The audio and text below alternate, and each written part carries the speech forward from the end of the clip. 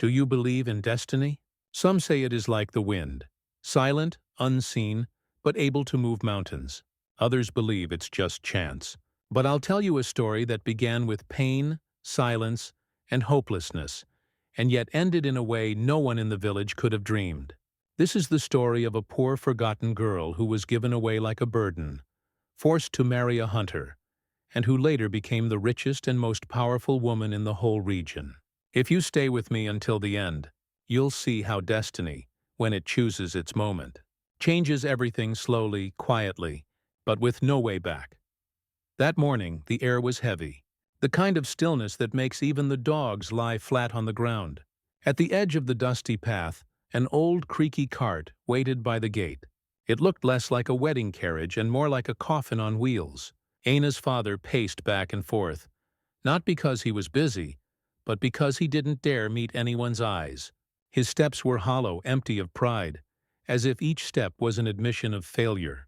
Her mother sat on the doorstep, her hands locked together in her lap, her face blank like a washed-out cloth. On her shoulder lay a faded rag, hanging like a flag of surrender, silent proof that she had nothing left to fight with. When Ina stepped out of the house, the world seemed to hold its breath. She carried only a small bundle under her arm, so light it looked like she wasn't carrying her life but just scraps of it. Inside the bundle was a faded blue dress she wore to the market, sandals so worn their soles were nearly gone, and a clay bottle filled with cold water. No dowry, no jewelry, no blessing from her parents, not even a smile to send her off. She wasn't leaving like a bride. She was being carried away like payment. As she climbed onto the cart, her headscarf slipped loose. The wind caught it and carried it into the brush, tumbling across the dry earth. No one bent down to pick it up. Not her father, not her mother, not even the silent aunt leaning against the old cashew tree. It was as if the scarf, like Ana, had no value worth retrieving. And it was in that tiny, painful moment, more than in any words, that the truth was written. Ana wasn't a bride leaving her family in celebration. She was a debt being paid, a goat handed over to settle what her family owed. Donut Nate, the eldest neighbor woman, crossed her arms at the edge of the crowd and let out a loud sigh heavy enough for everyone to hear. "She's going to become nothing but the hunter's shadow," she muttered. And nobody replied, because deep inside, they all knew it was true. The cart began to move, its wooden wheels groaning across the dry earth. The sound grew fainter and fainter until it disappeared completely. But the silence that followed was even heavier. Her mother stood, walked back into the house, and locked the door from the inside. For 3 long days afterward, no fire was lit in that home. No pot boiled, no clothes were washed, no laughter or talk was heard. On the clay floor in front of the wooden altar, her mother drew 3 lines with ashes, as if erasing her daughter's name from memory, erasing her from the family itself. Far ahead, on the forest path, Ina sat still, her eyes dry. She didn't cry. She didn't beg. She didn't even tremble. Her body was in the cart, but her soul was still clinging to the fence post by her house, staring back at the life that had been stolen from her. The hunter beside her, broad-shouldered and hard-faced, chewed tobacco with a blank stare. He didn't greet her, didn't ask her name, didn't even glance her way. He only held the reins and steered the cart deeper into the forest. They say that when the cart passed the round stone by the edge of the path, the one where children used to play, a strange thing happened. The air grew still, the wind shifted, and for a moment the sun slipped behind a cloud. It was as if even the sky itself knew something was being taken without permission. The forest felt different from the village. No neighbors whispering at windows, no smell of bread rising from clay ovens, no sound of roosters fighting at dawn. Only trees, smoke, and the calls of unseen animals. Ana stepped down from the cart with her eyes still on the ground. The hunter pointed at the hut with his chin and walked away without a word. Inside, she found nothing but bare earth underfoot, a roof of thatch that leaked in one corner, and a thin mat laid near a dying fire. That was her new place. No songs, no celebration, no blessings, just silence. The next morning at dawn, Ina carried her clay bottle to the river to fetch water. Each step echoed the sound of the cart rolling away. She knew she would never walk that same path back to her village. She also knew the truth. Poor women are easily forgotten, especially when they leave in silence. But destiny never forgets. It may walk slowly, but it always arrives. And though Ina said nothing, though her hands trembled, she was already beginning to write her story. Not with words, but with silence. Not with blessings, but with scars. Because that day she wasn't simply taken into the forest like livestock. She was planted. And what grows from something planted? No one can imagine until the day it blooms. The forest has its own way of teaching. It doesn't shout, doesn't rush, but its lessons weigh heavy. The wind through the branches, the crack of dry twigs underfoot, the sudden flight of birds sensing sorrow. All of it carried meaning. Aina began to learn this language, not through words, but with her body. Those who live in silence hear things differently. The hunter's hut was like many others in the region, built of clay and straw, but inside it lived a cold that had nothing to do with shade. He left early each morning, bow slung across his back, machete in hand, and returned late with the smell of sweat and death clinging to him. A bottle of kachaka was always with him, more loyal than any human companion. He asked nothing, offered nothing, gave nothing. And when his eyes fell on Aina, they held no warmth, no recognition. Only the gaze of a man looking at an object, the same way he might look at a pot or a tool. Aina did what was required. She cooked, she cleaned, she swept, but her eyes always stayed lowered. Fear was not loud. It was quiet, heavy, a constant presence in the air. It was the dryness in her throat when footsteps approached the door. It was the way she held her breath when he entered the hut. That first night, he drank himself into a stupor and collapsed on the mat, his snores like thunder rumbling through the hut. Aina lay far from him near the fire, covered with nothing but a thin cloth. She cried, but silently. There was no one to hear, no one to comfort her. In the forest, unspoken pain disappears like smoke. Days later, while washing a pot at the river, it slipped from her hands and cracked against a rock. It was old, chipped already, but when he found out, it was enough. He grabbed her arm, yanked her hard, and struck her across the face. The slap snapped her head to the side, pain racing down her shoulder into her soul. He didn't apologize, didn't shout, just turned his back and went to bed. Aina stayed kneeling on the ground, clutching her throbbing arm, staring at the cracked pot. And in that quiet, broken moment, she realized the truth fully. No one was coming. No one was going to rescue her or take her back. If she wanted to survive, she would have to learn to listen to her own body, to protect herself before her spirit was silenced completely.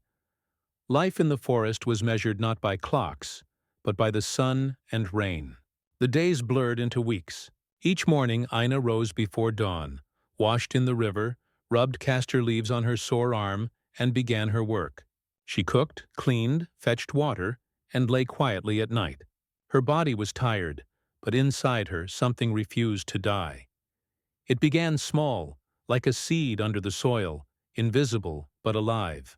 She started to notice the forest paths, the smell of leaves before rain, the timing of smoking meat, the hour the birds returned to their nests. Without realizing it, she was learning, not as a wife, but as a woman preparing to survive. The scar on her arm became a reminder, not just a mark on her skin, but a mark in her memory. Each time she looked at it, she felt something stronger take root inside her. She never shouted, never argued, but she never forgot. Her silence held a scream, one that would find its way out one day, whether in the smoke of her fire or the steadiness of her hands, because a woman's body may be beaten, silenced, even bent beneath fear.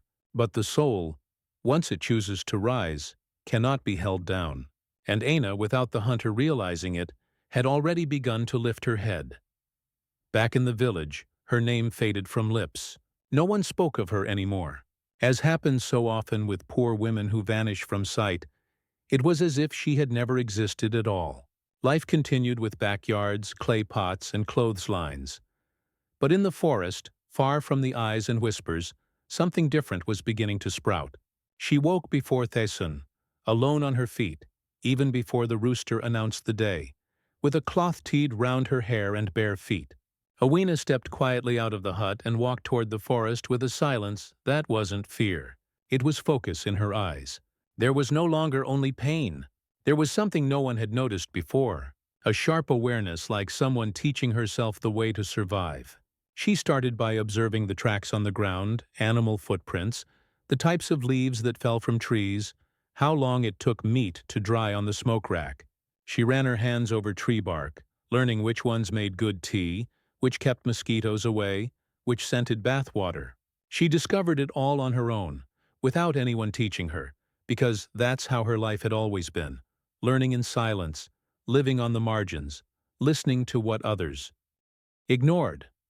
In the afternoons, she went to the river with the other women who lived closer to the forest. She carried her bundle of clothes like anyone else. But the difference was in her manner while the others talked loudly, laughed, chatted about husbands and children. Awena stayed quiet, washing clothes with steady movements, never interrupting, until one day she laughed. A small laugh, but it echoed on the rocks like a long-forgotten bell. The oldest woman in the group stopped scrubbing the blouse in her hands. She looked at Ina and said quietly, "That's the first time I've seen you laugh." And in that moment everyone stopped. The sound of water, of soap slapping against stones, it all paused as if the world knew that a piece of the past had just cracked.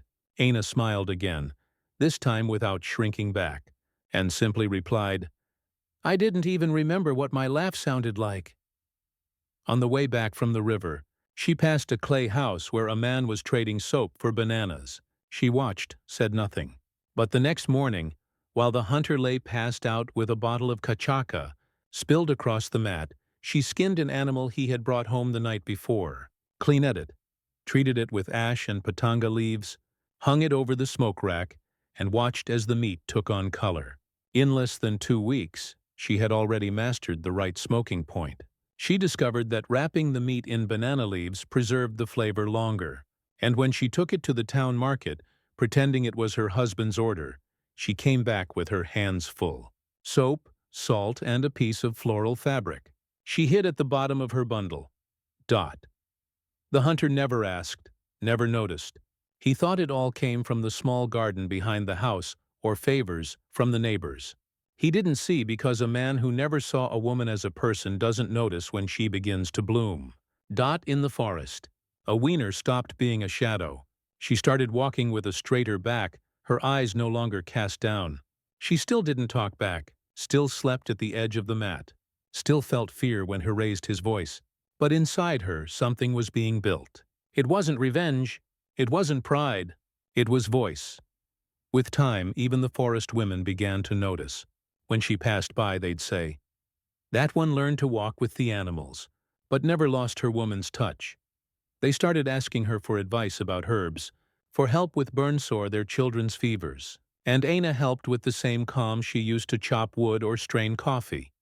Dot, no one expected her to change. If anyone imagined she might, they thought it would come from exhaustion, sorrow, resignation. But no, Aina was changing with strength. She didn't run from pain, but she didn't let it shape her either. And that the world doesn't know how to handle. Because when a woman starts to see herself with her own eyes, without needing a mirror, without waiting for praise, without asking permission, even the forest around her learns to respect their steps. And Aina, even if she didn't know it yet, was already walking a path with no return.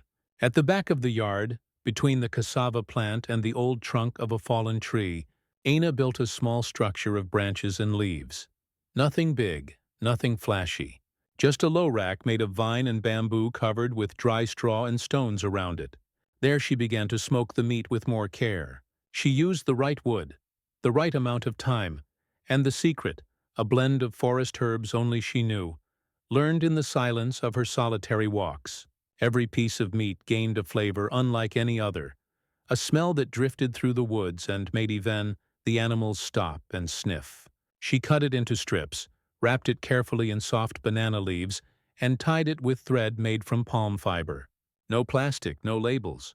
But when her hands handed it over, whoever received it felt there was more than just food. There was care, there was soul. It all started by chance. A traveler passing through from the city stopped to buy a piece of meat, said he'd never tasted anything like it, took it home, and a week later came back. He brought money, seasoning, tow trade, and a request. He wanted more, said his wife refused to cook with any other kind of meat. Now, said the neighbors, were already asking where that flavor came from. Awina listened in silence, smiled only with her eyes, took the items, nodded in thanks, and returned to work. That night, while the hunter slept with dirty feet and an empty bottle, in the corner she drew lines in the dirt with a piece of charcoal, marked how many cuts of meat she could prepare per week, counted on her fingers how much that would trade for soap, flour, kerosene, and in the end, she set aside a small pile of dry leaves that smelled like prosperity. The business grew slowly like all things that start right. No rush, no noise, awe didn't speak at the market. She just showed everyone who tasted it came back. That's how she started trading meat for land. An old man, no longer able to work his field, offered her a small plot near the river in exchange for meat for a year. She accepted, made the deal in silence. No paper, just a word and a handshake. Over time, other women began to ask, "What seasoning is this awiner? Where's that leaf from?" She'd smile and change the subject, not out of meanness, but because she knew that this knowledge was what kept her alive. It was what set her apart from being forgotten. And in a land where poor women are easily forgotten, knowledge is protection. The hunter, out of place amid it all, remained unaware. He thought the house smelled better, but didn't care. When he was hungry, he ate. When thirsty, he drank. And when people in the village asked about him, he'd say everything was under control. Little did he know that the woman he carried as a shadow was already lighting paths. One overcast afternoon, a weaner looked at the pile of stacked banana leaves and felt a knot in her chest. It wasn't sadness. It was restrained pride. Pride with no one to tell. Her father had handed her over like goods. Her mother had stayed silent out of fear. Her husband ignored her like a piece of furniture. But there, between smoke and leaves, she was creating a world that was hers alone. Little by little, she began saving part of what she earned. She buried it in clay pots, sealed with wax, hidden in holes protected by stones. It wasn't much, but it was hers. Every coin saved, every piece of cloth bought, every handful of salt reserved, was a line written in the new story she was telling, not on paper, but in dignity. And even if no one saw it, even if no one celebrated, she kept going because she knew that those who wait for applause from the village don't last. But those who plant with faith harvest with honor. And there, between leaves and smoke, a weaner was already building a kingdom no man would understand until it was too late. Every village has its eyes. Even when people pretend not to see, there's always someone peeking from behind a cloth curtain, watching what they don't understand, and judging what they refuse to accept. And a weaner, who was growing quietly among smoked meat and banana leaves, soon became the whispered subject in the corners of the market. It was in the details that the change appeared. First, the clothes she wore to sell, simple, but with embroidery no one remembered seeing before. Then the soap she brought, fragrant, firm, brightly colored. Then the cloths in her basket, always carefully folded and without a single stain. And then the look in her eyes, because the gaze of a woman who begins to rise is different. It has a shine without arrogance, a steadiness without defiance, and that to some is more dangerous than witchcraft. That it was a wealthy woman from the village who first cast the stone. She had a large stall at the market, sold spices, fine cloth, and trinkets brought from afar. She was used to being the most sought after, the most praised. But in recent months, her customers had started to shift. People who used to ask for credit now came with coins in hand asking, "Got any of that forest girl's meat?" Or, "Where's that leaf with the sweet smoky smell?" The woman didn't like it. Didn't understand how a poor, quiet outsider could rise so fast without anyone really knowing how. And one Saturday, under a clear sky and a crowded market, she spoke her sentence aloud. Like someone throwing a stone, she rose too fast. "That's not just wood and smoke. There's something in there that's not from God." The words fell heavy. Some laughed, others pretended not to hear. But the seeds of poison were already in the air. Because in the village, all it takes is one doubt planted for people to step back and shift their gaze. And with a woman, especially a poor, silent one, suspicion sticks easily. The following week, Awena noticed the change. People stared longer at her basket. The questions came in a different tone. "Where's this leaf from again? Who taught you that seasoning? Any midwives in your family?" She answered calmly without flinching. But deep down she knew they were trying to scratch her skin with words. That's when the village elder came to her. He came alone, early in the morning when mists still covered the base of the trees. He sat on the log in front of her hut, asked for water, and stayed in silence. He looked at the meat rack, the clay pots, the swept earth of the yard. Then he looked at her. "They say you rose fast," he said. She simply nodded. "They say your knowledge comes from neither books nor people." She remained silent. The elder then took off an old necklace from his neck made of animal teeth. He placed it on the ground at her feet and said, "My grandmother used to say that quiet wisdom comes from an old soul, a soul that has lived before. I don't know what you do, but I know you're not hurting anyone." He stood up and left the necklace, and with it, left a message. There were still those who could see beyond the noise, people who recognized truth even when it didn't shout. But the rumors didn't stop. They said she bathed in herbs to attract customers, that she buried coins at crossroads, that she cooked with black hen's blood. None of it was true, but in a world full of bitter people, someone else's success always looks like magic. I in turn kept going. She didn't answer, didn't defend herself. Because a woman who stops to explain her worth wastes time she could be using to grow. And she knew envy box, but it doesn't plant. And the one who plants sooner or later reaps. And so it was with the steadiness of someone who knows her own path that she moved forward. While the village tried to figure her out, she grew. While they whispered, she sold. While they doubted, she taught not with words, but with example. Because Awen's true spell was that she didn't need to hurt anyone to win. It was on a cold, heavy dawn morning, when the dew seemed to weigh more than the wind, that the hunter's body gave out. It came suddenly, like everything left uncared for, a cold sweat, a fever rising like hidden fire, and a hoarse groan, escaping his thick throat, as if it wasn't used to asking for anything. He collapsed onto the cabin floor between the mat and the stove, writhing like a wounded animal, too weak to stand. Aina heard the noise, lit the oil lamp, and looked at the man who for years had treated her like a wall. He was pale, shaking, and the same hand that once marked her with slaps and silence now reached out like someone begging. He said nothing, only groaned. She didn't run. She didn't turn her back. She took a gourd of warm water, wiped his forehead, placed neem leaves under his pillow, and made a broth of bitter roots. For 3 days and 3 nights, she never left his side. She slept sitting up, watched his breath, and kept mosquitoes away with herbal smoke. When the fever finally broke, Hestel couldn't speak clearly. But his eyes no longer looked at her the same. There was no master there anymore, only a tired man before a woman who had endured time, fear, and neglect. It was during this same time that Ina's father reappeared. He came by the forest trail, dusty, thin as a bitter memory. He carried a sack on his back and feet torn up by the road. He didn't knock. Hes stood outside watching the smoke rise from the yard. When she stepped out with a bundle of clothes in her arms, she stopped when she saw him. For a few seconds no one spoke. The silence was thick like floodwater mud. He with sunken eyes tried to smile. She with a calm face just kept walking. She went up to him, laid a mat on the ground and said, "You can sit. The water's boiling, the tea is coming." There was no blame, no crying. But when he received the bowl of porridge and saw the crushed peanuts on top, just how he liked it. His eyes welled up. He tried to eat. He couldn't. The porridge went cold in the bowl. In that moment, he understood. The girl he had sold for a sack of salt was now feeding him with something the world could never buy: dignity. The daughter he had treated like a debt was now offering him abundance beyond measure.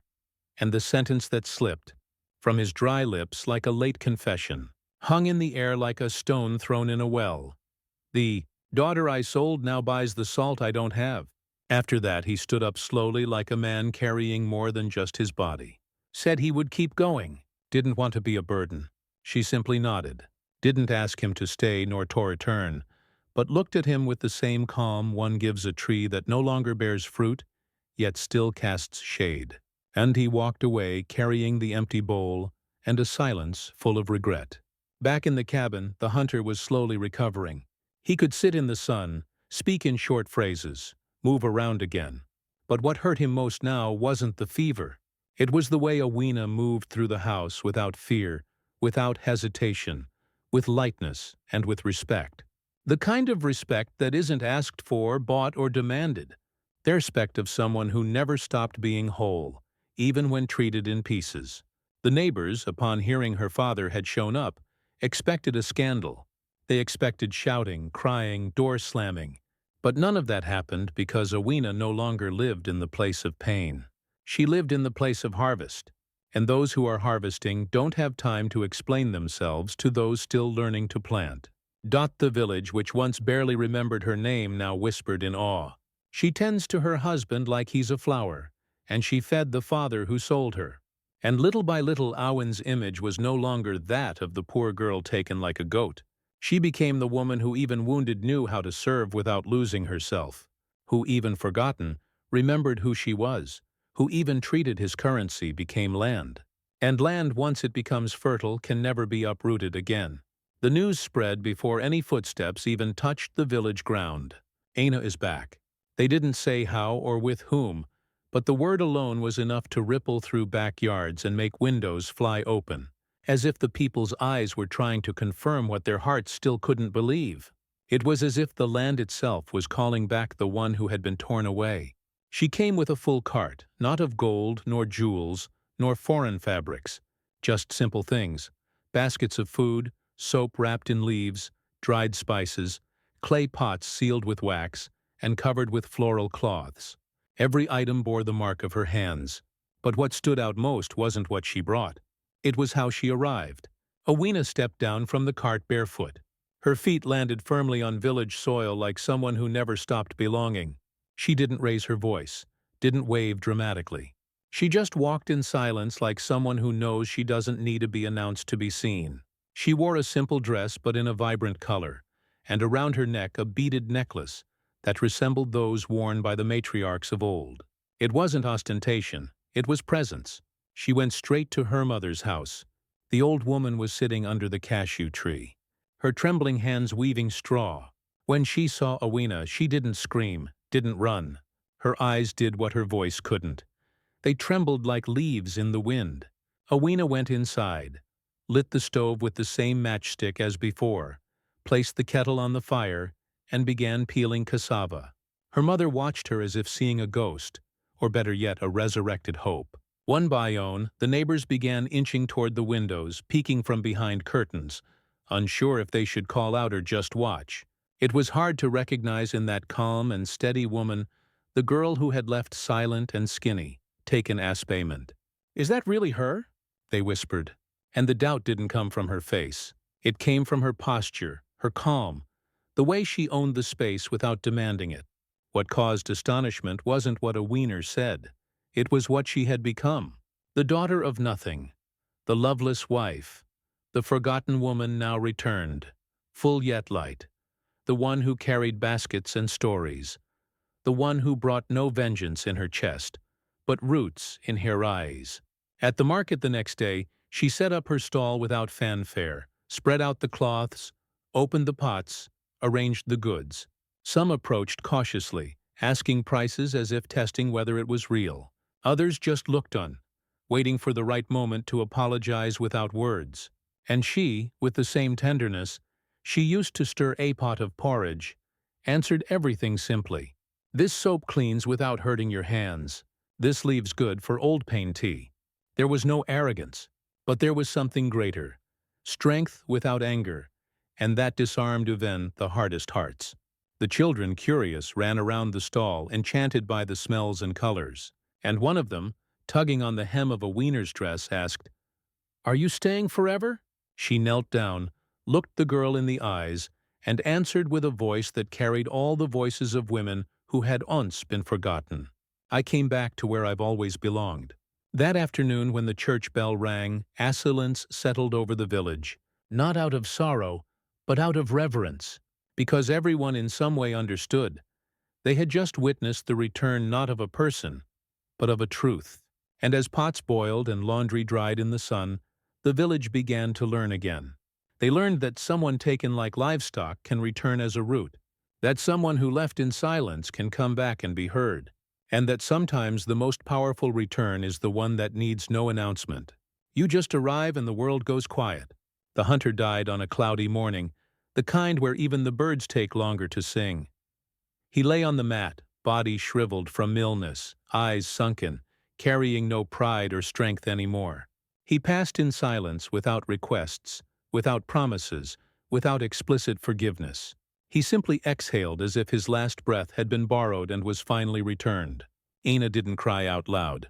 She simply closed his eyes with the same fingers once marked by his brutality. Then, with a clean cloth, she covered his face, lit the lamp in the corner, and swept the floor calmly. There was no rush. Time now belonged to her. The news spread quickly through the village her husband died. And with it came the speculation, will she celebrate? Will she bury him like a porpa?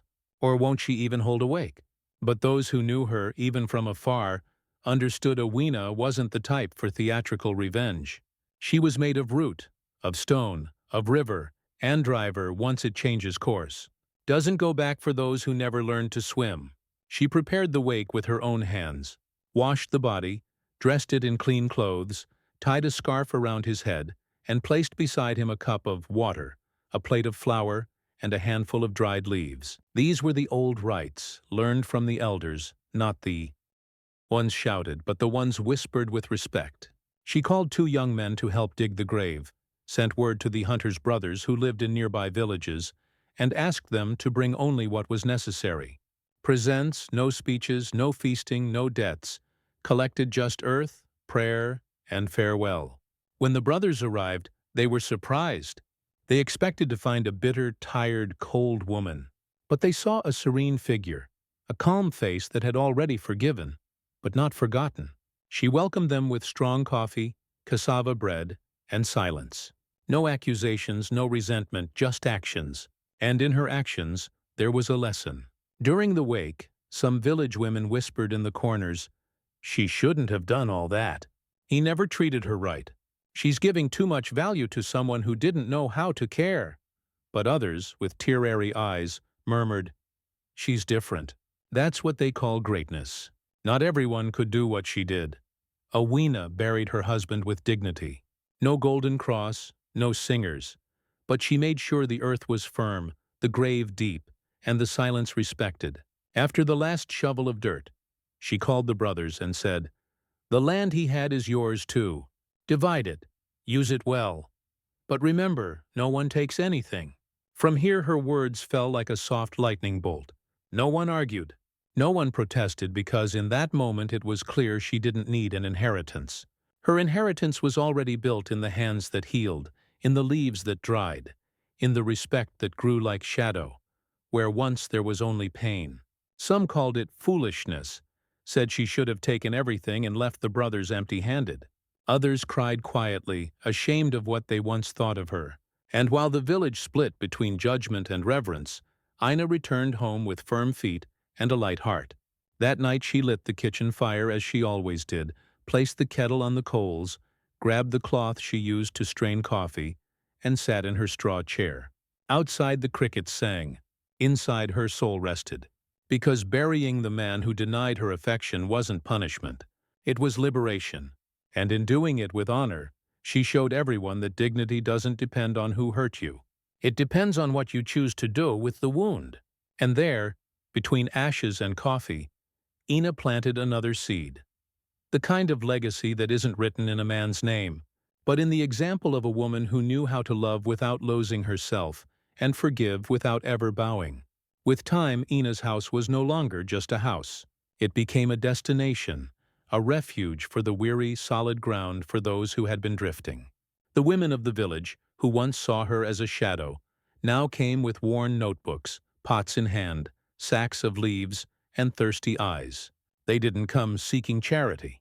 They came seeking knowledge. Awena still rose early as always.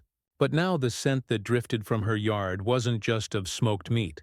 It was the smell of the future, of hope boiling in a large pot of soap being sliced with a sharp knife, of leaves drying in the sun, each with anime.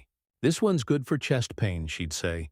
"That one helps with sleep." And the young women wrote it all down, like secrets passed from a grandmother's lips in the backyard. She'd set up a small wooden bench where her learners would sit to listen, mix, and measure. It wasn't a school, but it wasn't idle chatter either. It was teaching with roots, with lived experience. Every recipe had a story. Every measurement had a reason. And a Wiener taught the way she had learned, with patience, with firmness, and with truth.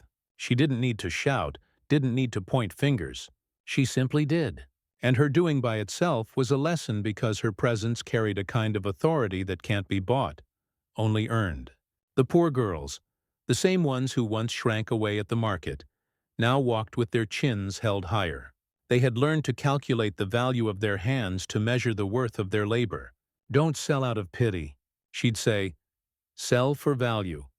And when asked if she wasn't afraid of teaching everything she knew, she smiled and replied, "Knowledge kept to yourself. Rots." And there, among pots, notebooks, and the scent of leaves, something happened. A different light began to grow in Awena's eyes. It wasn't vanity. It was youth returning. Not the youth of the body, which no longer had anything to prove, but of the soul, discovering itself more alive than ever. She laughed with her eyes, told old stories, held babies in her arms, played with the dogs in Thayard, sang softly as she stirred the soap in the cauldron. It was as if all the time she had been denied was now pouring out in small pleasures. And the village noticed Donna Nate, the neighbor who once said she'd become a hunter's shadow, now spoke with pride. She became a matriarch without asking anyone's permission, and it was true because no one had named a Wiener as leader. Yet everyone followed her. Her words carried weight without harshness. Her presence brought comfort without pity. Widows would sit on the porch bench just to listen to her silence. Sometimes they didn't say a word. They just sat, letting time pass slowly the way it should. Young people came to ask her blessing, bring fruit, offer help with the fields. And the men, the same ones who once ignored her, now lowered their heads when they passed, like those horse-specked without knowing how to say so. There was a new dignity in every gesture she made, in the way she folded cloths, in how she arranged her jars, in the silence with which she listened, in the care with which she spoke. It was as if she had learned to stitch her life with invisible thread and was now helping others do the same. But the most beautiful part was that even after everything, Ina had not grown bitter. She didn't teach with resentment. She didn't act out of revenge. She didn't want anyone to suffer what she had suffered. She only wanted no one else to suffer in silence. And in that simple but profound mission, she became something greater than any material wealth. She became a mirror, a beacon, a rooted tree in the middle of the storm. A woman who, having been hurt, chose to heal, who, having been sold, chose to give value, who, having been forgotten, chose to remember everyone. And that's how youth returned to her eyes. Not the youth of parties, vanity, or promises, but the youth of light laughter, of renewed hope, of the freedom of someone who no longer needs permission to be exactly who she is. It was the night of the corn festival. The entire village was getting ready, just as it had for decades. The stalls were decorated with green leaves and wild flowers. The scent of pomanha and bolo duba danced through the air. Children ran around with urukum painted faces, and drums were being tuned in the background. It was a grand celebration, all wide smiles and shining eyes. But that year something different lingered in the air. A name whispered in conversations, an anticipation that came not from the dancing or the food. It was the name Ina. For the first time, the Council of Elders had invited a woman to speak at the closing. She wasn't a healer, a midwife, or the wife of an important man. She was a Wiener, the woman who had returned with full hands and a clean soul when her name was called, through the loudspeaker made of tin and wire. The crowd went quiet. They expected her to step onto the small platform built with old planks beneath a tarp stretched between two cashew trees. but she didn't. She walked barefoot to the center of the circle and sat on the packed earth. Just like the storytellers of old, those who spoke with their bodies before their mouths. The firelight lit her face from the side. Her dress was simple, her hair tied with a cloth embroidered by her students, and her eyes, oh, her eyes held the glow of a sunset after rain. No one spoke. Noon coughed. It was as if the crickets had stopped to listen. She began slowly. Her voice was soft but firm. There was no anger, no sorrow, only truths that lived deep in the chest.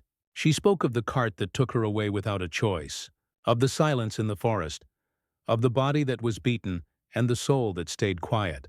She spoke of the day she smoked her first piece of meat, of the leaf she used to break a fever, of the coin she hid in a clay pot.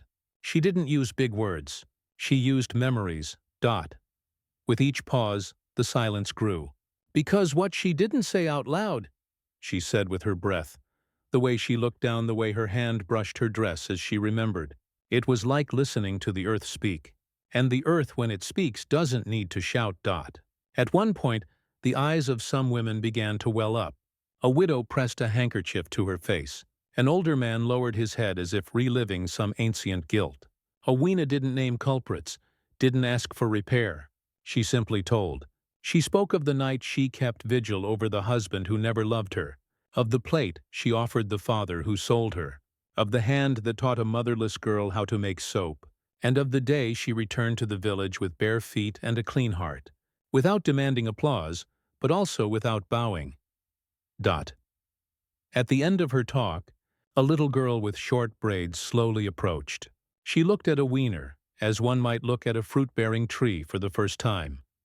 She touched the hem of her dress and asked in a tiny voice, almost a whisper, "Is it true you were poor?" Owena smiled with her eyes, bent down and answered, "Simply I was, and still am in many ways. But today, no one can call me empty." Her answer didn't bring applause. It brought silence, a different silence, not the silence of ignorance, but of reverence, the kind that comes when truth finds a home. That night, there were no more speeches. The elders decided to end things there, not out of disrespect to others, but because they knew that after her words, anything else would feel small. People walked home more slowly. You couldn't hear the sound of dragging sandals or dishes being washed. Only the wind through the straw and the rustle of leaves, as if the village itself was still processing it all. And so Owena, the woman once taken as a commodity, became the voice of the land, not by title, not by power, but by truth.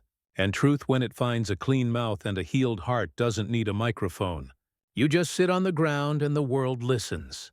Owena's house, little by little, ceased to be just a home of clay and straw. It became a crossroads, a gathering place of stories, a sacred space for those seeking more than soap or seasoning. They came looking for courage.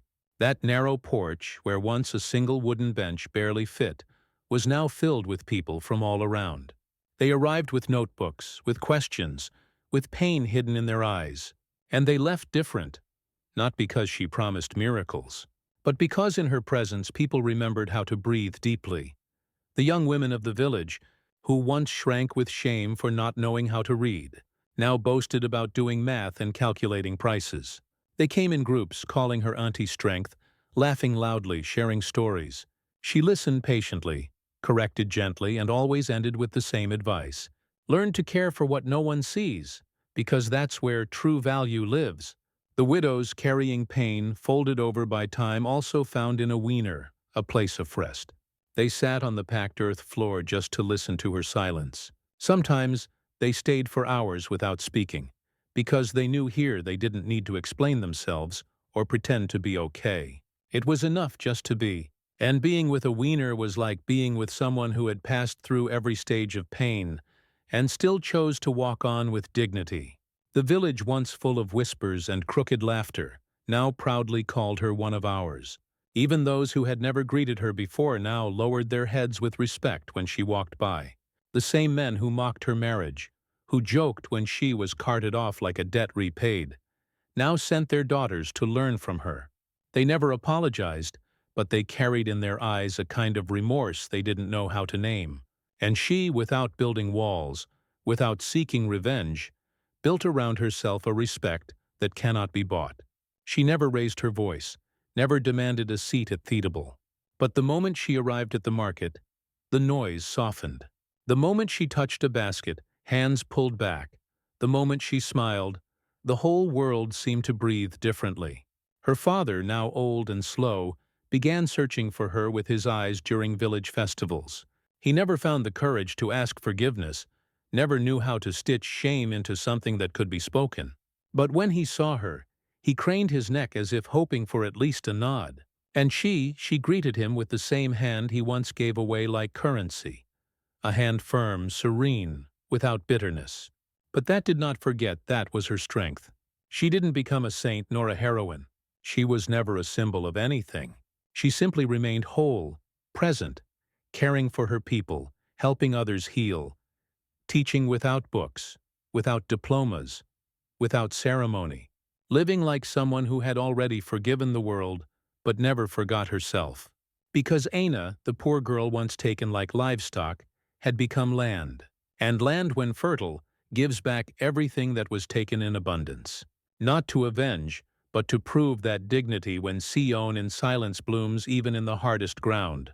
And so in that village marked by forgetting, she became root. Root that holds, root that feeds, root that teaches, root that cannot be seen from afar. But without it, everything collapses. Root that doesn't need to be named in speeches because it lives on in everything that still stands. If this story touched your heart, let us know where you're watching from. Leave a comment below. We'd love to hear from you. Don't forget to like the video, share it with your friends and family, and subscribe to the channel. That really helps us keep bringing you real and emotional stories like this one. Thank you for being part of our